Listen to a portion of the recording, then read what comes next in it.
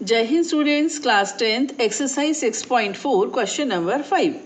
D, E and F are respectively the midpoints of sides AB, BC and C of triangle ABC. Find the ratio of the areas of triangle DEF and triangle ABC. एक त्रिभुज ABC की भुजाओं AB, BC और CA के मध्य बिंदु क्रमशः DE और F हैं। DEF और ABC के क्षेत्रफलों का अनुपात ज्ञात कीजिए। ओरल में एक सेंटेंस में बताती हूँ पहले तो, उसके बाद डिटेल तो बताएंगे, है ना। एक सेंटेंस में ये है बच्चों की 9th क्लास में एक थ्योरम पढ़ी थी कि इसमें ये इसकी हाफ होगी, ये इसकी हाफ होगी, ये इसकी हाफ होगी, ये इसकी, यानी कि छोटे वाले ट्रायंगल की हर साइड बड़े ट्रायंगल की आधी होगी। तो एरिया 1/4। क्यों? क्योंकि एरिया जो है भुजाओं के अनुपात के वर्ग के बराबर होता है। भुजाओं का अनुपात है 1/2, एरिया होगा 1/4। ओरल है ये, है ना। लेकिन अब इसको हम आपको ढंग से समझाते हैं। डी मध्य बिंदु है ए बी का, E is the midpoint of BC, F is the midpoint of AC. Now you have to find the ratio of the area of DEF and ABC, है ना। DEF और ABC के क्षेत्रफल का अनुपात हमें बताना है, ठीक है। इसमें देखिए कितना सरल है। 9th क्लास में बच्चों हमने एक थ्योरम पढ़ी थी कि यदि किसी त्रिभुज की दो भुजाओं के मध्य बिंदुओं को जोड़ दिया जाए तो वो रेखा तीसरी भुजा के समांतर भी होती है और उसकी आधी भी होती है। If we join midpoints of two sides of a triangle, then that line segment will be parallel to the third side and half of it. ये हम पढ़ चुके हैं। तो अब ट्राइंगल ABC है, इसमें DAB का मिड पॉइंट है, FAC का मिड पॉइंट है। DF जो है वो BC के पैरेलल भी होगी और उसकी हाफ भी होगी। तो DF will be half of BC। ये मैंने यहाँ पर लिख दिया, DF will be half of BC। अब लिखना कैसे है? In triangle ABC, D and F are the midpoints of sides AB and AC respectively. Therefore, DF will be half of BC because, as we know that the line segment joining the midpoints of two sides is parallel to the third side and half of it. Two sides of a triangle, ये भी लिख लीजिए, है ना। Two sides of a triangle is parallel to the third side and half of it. त्रिभुज ABC में D तथा F क्रमशः भुजाओं AB व AC का मध्य बिंदु हैं, अतः DF बराबर हाफ ऑफ BC। चूंकि हम जानते हैं कि किसी त्रिभुज की दो भुजाओं के मध्य बिंदुओं को जोड़ने वाला रेखाखंड तीसरी भुजा के समांतर होता है तथा इसका आधा होता है। ऐसे ही देखा जाए तो DE AC का हाफ होगा। ये देख लो, ये जो DE है ये AC का आधा होगा और जो EF है बच्चों ये AB का आधा होगा। यानी कि इसकी तीनों भुजाएं बड़े वाले के तीनों भुजाओं की आधी हैं, हाफ हैं।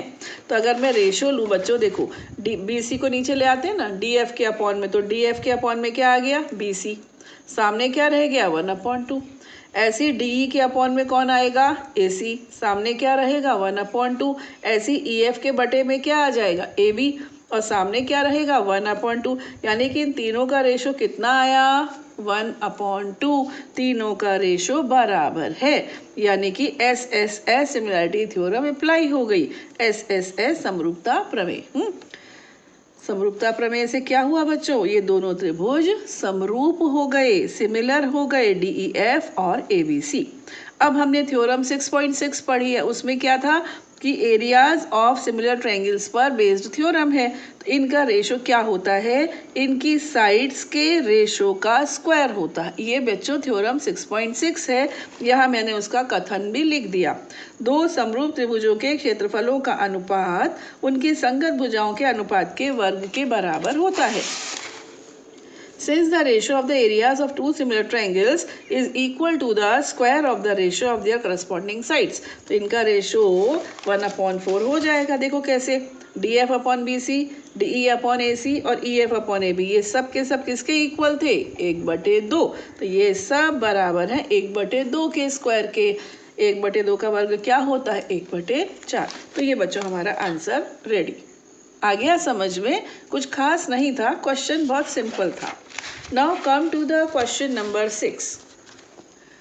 क्वेश्चन नंबर 6 इज, सिद्ध कीजिए कि दो समरूप त्रिभुजों के क्षेत्रफलों का अनुपात इनकी संगत मध्यिकाओं के अनुपात का वर्ग होता है। बच्चों ऐसे क्वेश्चन हम कई बार रास्ते में कर चुके हैं, बीच में यहाँ तक पहुँचते पहुँचते कई बार ये बात हो चुकी है। आप इसको जब समझोगे ना तो कहोगे कि हाँ मैम रियली हो चुका है ये। Now prove that the ratio of the areas of two similar triangles is equal to the square of the ratio of their corresponding medians। बहुत सिंपल है, देखना। ABC और PQR अपने मन से मैंने लिए और ये कैसे हैं, ये सिमिलर है, ऐसा दे रखा है, ठीक है। अब ABC और PQR सिमिलर दे रखे हैं और क्या दे रखा है कि AM और PN ये क्या है, मीडियंस। कई बार बता चुकी हूँ मीडियन क्या होती है, फिर भी बता देती हूँ। Median is a line segment that joins the vertex to the midpoint of the opposite side, ठीक है। मध्यिका क्या होती है, मध्यिका एक रेखाखंड होती है जो शीर्ष को सम्मुख भुजा के मध्य बिंदु से जोड़ती है, ठीक है ना। यानी कि MBC का मिड पॉइंट है, इसका मतलब BM BC की आधी हो गई। ऐसे ही QN will be half of QR, है ना, हुआ ना, क्योंकि ये मिड पॉइंट है इसलिए। ये हमको गिवन है, हमको बताना है कि इन दोनों ट्रायंगल्स के एरियाज का रेशो मीडियंस के रेशो के स्क्वायर के इक्वल होता है। अब बच्चों ये तो हमको पता है कि एरिया का रेशो साइड के रेशो के स्क्वायर के इक्वल होता है, ये तो पता है ना, साइड्स के रेशो के स्क्वायर अभी अभी पढ़ा भी था पिछले क्वेश्चन में और वैसे भी हम जानते हैं।